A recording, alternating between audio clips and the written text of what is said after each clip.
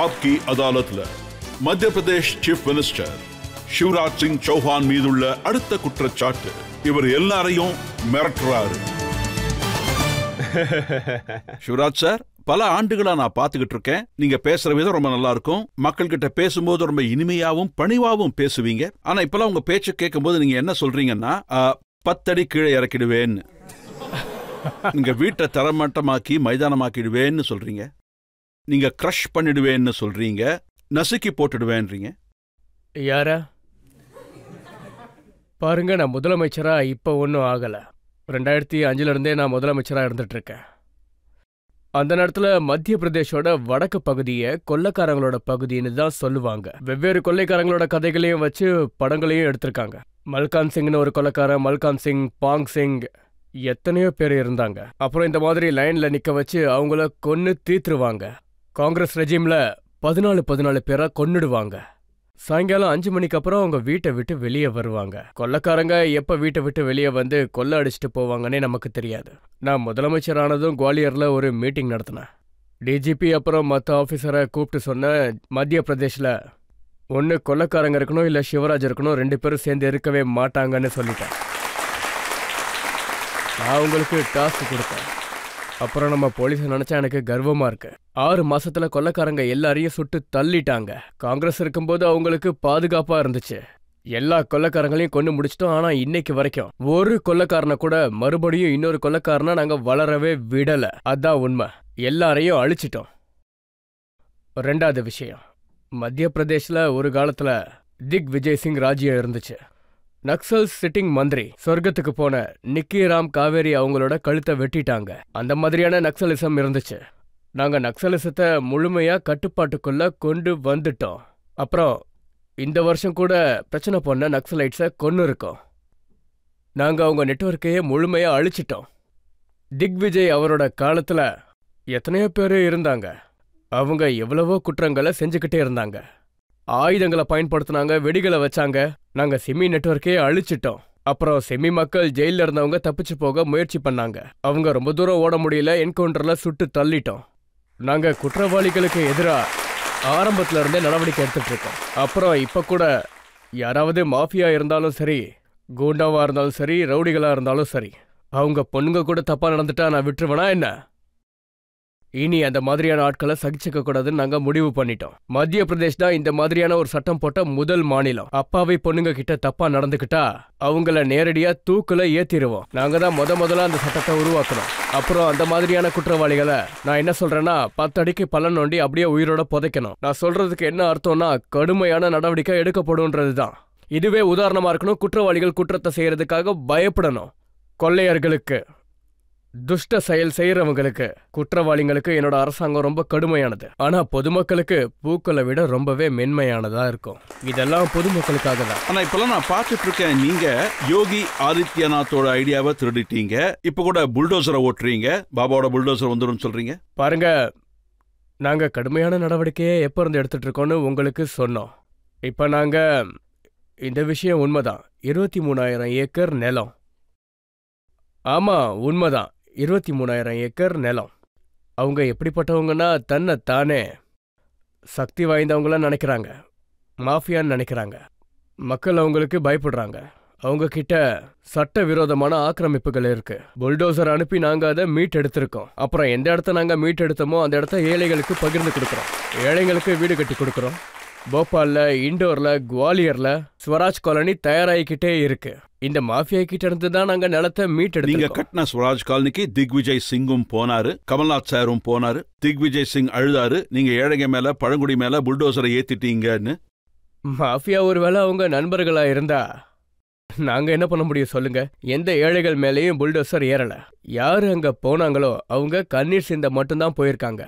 ஏன்னா அங்க அவங்களோட ஒர்க்கர்ஸ் இருந்தாங்க. அந்த மாதிரியான தப்பான காரியெல்லாம் அவங்களோட காலகட்டத்தில் பண்ணியிருப்பாங்க.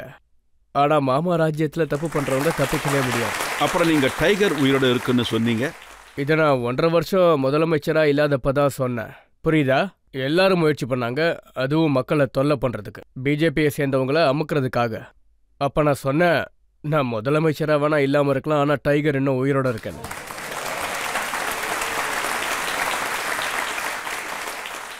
உங்களை பத்தி எதிர்க்கட்சியில உள்ளவங்கலாம் என்ன சொல்றாங்கன்னு நீங்க தெரிஞ்சுக்க வேண்டியது அவசியம். பிரியங்கா காந்தி மத்திய பிரதேஷ் போனாங்க. அவங்க என்ன சொன்னாங்கன்னா 220 மாசம் ரூல் பண்ணதுக்கு அப்புறம் சிவராஜ் சிங் சௌஹான் 225 மோசடி பண்ணியிருக்காருன்னு. நம்பர் கூட நல்லா இருக்கு. 220 அப்புறம் 225 225 மோசடி பண்ணீங்களா இல்லையா? அவங்களுக்கு எத்தனை மோசடி ஞாபகத்துக்கு வருதோ, இந்த மோசடி, அந்த மோசடி, சாப்பாடு மோசடி, தண்ணி மோசடி, உள்ள போனா மோசடி, வெளியே வந்தா மோசடி, அப்புறம் ஜேர்னலிஸ்ட் என்ன மோசடின்னு கேட்டா அவங்க நீங்களே படிச்சுக்கோங்கன்னு சொல்லிட்டாங்க. உண்மை இதுதான். நாம எதை எப்படி பார்க்கறோமோ நமக்கு அது அப்படியே தான் தெரியும். இப்போ இதுக்கு முன்னாடி காங்கிரஸ் ஆட்சி நடக்கும்போது மோசடி நடந்துச்சு. ஆனா இப்ப பாத்தீங்கன்னா 15 மாசம் அவங்க ரூல் பண்ணாங்க. மத்திய பிரதேஷ்க்கு என்ன நிலைமையை உருவாக்குனாங்க, நான் இதை கேட்க விரும்புறேன். அவங்கெல்லாம் மோசடியை பத்தி பேசுறாங்க. சிவராஜ் சார், நான் உங்களுக்கு ஒரு உதாரணத்தை சொல்றேன். அவங்க ஸ்பெசிஃபிக்கா என்ன சொல்லியிருக்காங்கன்னா, பிரியங்கா காந்தி ஒரு லெட்டர் அனுப்பினாங்க. அதுல என்ன சொல்லியிருக்காங்கன்னா, கான்ட்ராக்டர் ஹைகோர்ட்டுக்கு லெட்டர் எழுதி 50% கேட்கறாருன்னு, 50% கமிஷன் கேட்கறாங்கன்னு எழுதியிருக்காராம்.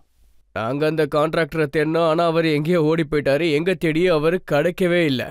இதெல்லாம் எங்க இருந்து இப்படி கத்துக்கிட்டாங்கன்னு தெரியல. கர்நாடகாவோட எல்லையில அடிக்கடி இப்படி நடந்துகிட்டு இருக்குன்னு சொல்றாங்க. ஆனா அதுக்கு எந்த ஆதாரமும் இல்லை. அதனால இந்த மாதிரி பேசுறவங்களுக்கு பதில் கொடுத்தே ஆகணும். கமல்நாத் அவர்கள் சீஃப் மினிஸ்டரா இருந்தப்போ இன்கம் டாக்ஸ் ஏடி ரைடுக்கு போனாங்க. 280 கோடி ரூபாய் பறிமுதல் செஞ்சாங்க. கமல்நாத் அவர்கள் யாருக்கு நெருக்கமா இருந்தாரு? நியூஸ் பேப்பர்ல அவரை சுத்தி உள்ள மக்களோட கட்டிங்ஸை நீங்க பாருங்க. அந்த நேரத்து நியூஸை பாருங்க. பல்லப்பவன் தரகர்களோட பல்லப்பவனா தான் இருந்துச்சு. தரகர்களோட தலமா அவங்க மாத்திட்டாங்க.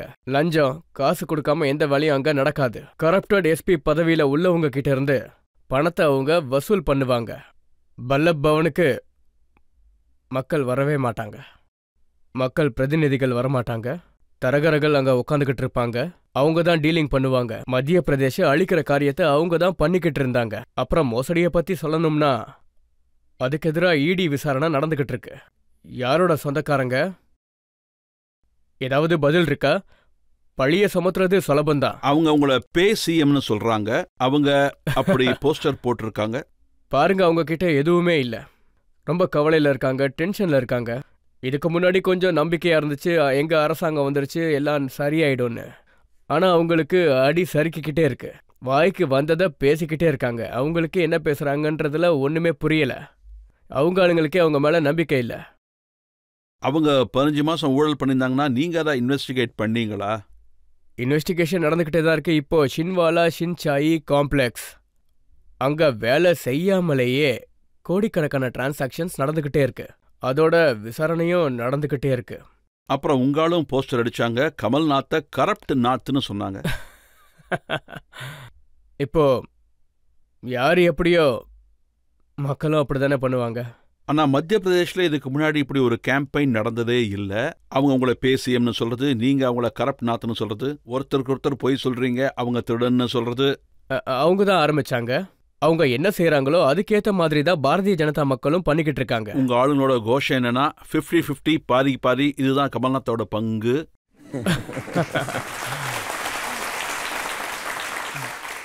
அவங்களோட அரசாங்கம் நடந்துட்டு இருக்கும்போது அவங்களோட அரசாங்கத்துல யார் உண்மையான முதலமைச்சருங்கிற பிரம்ம இருந்துச்சு.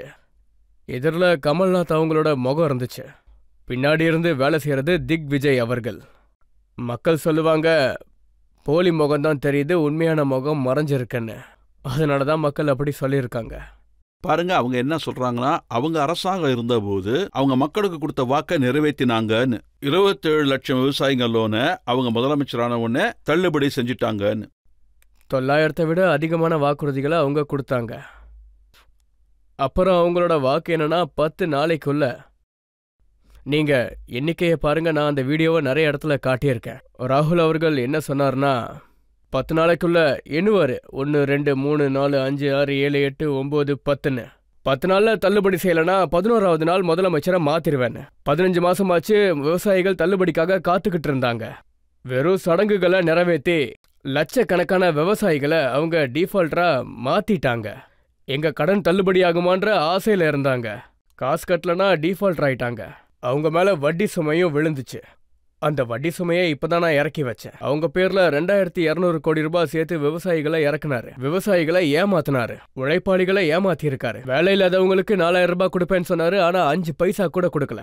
செல்ஃப் ஹெல்ப் குரூப்னு சொன்னாரு. உங்களுக்கு இருக்கிற கடன் பூரா தள்ளுபடி செய்வேன்னு சொன்னாரு. ஆனா ஒண்ணு கூட செய்யல. அவங்க ஒவ்வொரு பயிருக்கும் போனஸ் கொடுப்பேன்னு சொன்னாங்க. 900 வாக்குறுதிகள் ஒரு பயிருக்கும் போனஸே இல்ல. அவங்க கொடுத்த ஒரு வாக்க கூட நிறைவேற்றல. அப்புறம் அவங்க கொடுத்த இந்த வாக்குறுதிகளை நிறைவேற்றாம போனப்ப சிந்தி அவர்கள் வாக்க நிறைவேற்றுங்கன்னு சொன்னாரு. ஆனா கமல்நாத் அவர்கள் அவரையே முறைச்சிட்டாரு. நிறைவேற்றலன்னா நீங்க என்ன பண்ணுவீங்கன்னு கேட்டாரு. ரோட்டுக்கு வருவீங்களான்னு கேட்டாரு. அவர் ரோட்டுக்கு வந்து அரசாங்கத்தையே கவுத்துட்டாரு. சிந்தியா அவங்க கவுத்தாங்களா இல்ல நீங்க கவுத்தீங்களா? பாருங்க, கமல்நாத் அவர்கள் என்ன சொல்லுவாருன்னா, என்னோட உரல் ரொம்ப நேரம் அரைக்கும், வெயிட்டா அரைக்கும்னு சொல்லுவாரு. ஆனா எவ்வளவு வெயிட்டா அரைச்சிருக்காருன்னா அவங்க அரசாங்கத்தையே அரைச்சிருக்காரு. அவர் செஞ்ச வேலை அப்படிப்பட்டது. அதனால காங்கிரஸே உடஞ்சிடுச்சு. சிந்தியா அவர்கள் சொல்லிக்கிட்டே இருந்தாரு, வாக்க நிறைவேத்துங்கன்னு, மக்களுக்கு சேவை செய்யுங்கன்னு. இது அவங்களுக்கு தப்பா பட்டுச்சு. விஜய் சிங் என்ன சொன்னாருன்னா, அவங்க கூடயே சண்டை. அவர் என்ன சொன்னார்னா, அரசாங்கத்தை கவுக்க நீங்க 2.5 கோடி ரூபாய் செலவு பண்ணீங்கன்னு. டிக்கி பாபா ஏதாவது ஒன்னு சொல்லிக்கிட்டே இருப்பாரு. எதுக்குமே அது உதவாது. இப்ப ஷோவை நிறைக்கிறதுக்காக ஏதாவது ஒன்னு பேசிதானே ஆகணும். மக்கள் இதையும் சொல்லுவாங்க, அவர் கமல்நாத்தோட அட்வைசர், அதனாலதான் கமல்நாத் அடிபட்டாருன்னு. ஆனா இப்ப மக்களுக்கும் நம்பிக்கை இல்ல. பால் சுட்டா அத ஊதி ஊதி தான் சாப்பிடுவாங்க. எலும்பு ஒரு முறை தான் எரியும், அதுக்கப்புறம் எரியுமா என்ன? நீங்களே சொல்லுங்க. ஆடியன்ஸ்ல யாராவது கேள்வி கேட்க விரும்புறீங்களா?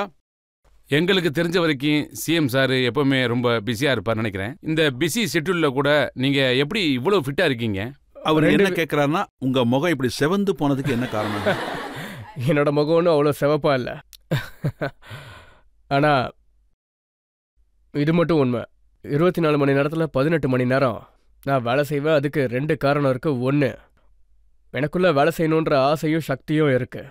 பாருங்க, நமக்குள்ள ஏதாவது செய்யணுன்ற சக்தி இருந்துச்சுன்னா உடல்ல இருந்து ரசாயனம் தானாவே வெளியேற ஆரம்பிக்கும். அது உங்களுக்கு வேலை செய்யற சக்தியை கொடுக்கும். ஒருவேளை உங்க மனசுல ஏதாவது தீர்மானம் இருந்துச்சுன்னா, வைஷ்ணவி தேவி 14 கிலோமீட்டர் நடந்து போகணும்னு சின்ன பசங்களால கூட ஏற முடியும். ஆனா இவளால சாதாரணமா 2 கிலோமீட்டர் நடக்க சொன்னா கூட நடக்க முடியாது. ஆனா தீர்மானம் இருந்துச்சுன்னா உடல் அந்த சக்தியை உருவாக்கும். 2வது, நீங்க உடலை ஆரோக்கியமா வச்சுக்கிறதுக்கு ஏதாவது முயற்சி பண்ணியே ஆகணும். நான் காலையில யோகா பண்ணுவேன், கொஞ்சம் தியானம் பண்ணுவேன், பிரணயம் பண்ணுவேன். பாருங்க, உடம்புன்றது ஆத்தியம் கலு தர்ம சாதனம். எல்லா தர்மங்களையும் ஏத்துக்கணும். அதனால உடல் ஆரோக்கியமா இருக்கணும். இத மனசுல வச்சுக்க வேண்டியது ரொம்ப முக்கியம். நான் உங்களுக்கு இன்னொரு விஷயத்த சொல்றேன். நான் 3 விஷயங்களை ஃபாலோ பண்ணுவேன். மித் புக், ரித் புக், அப்புறம் ஹித் புக். மித் புக்ல பசியை விட கொஞ்சம் கம்மியா சாப்பிடணுன்றது.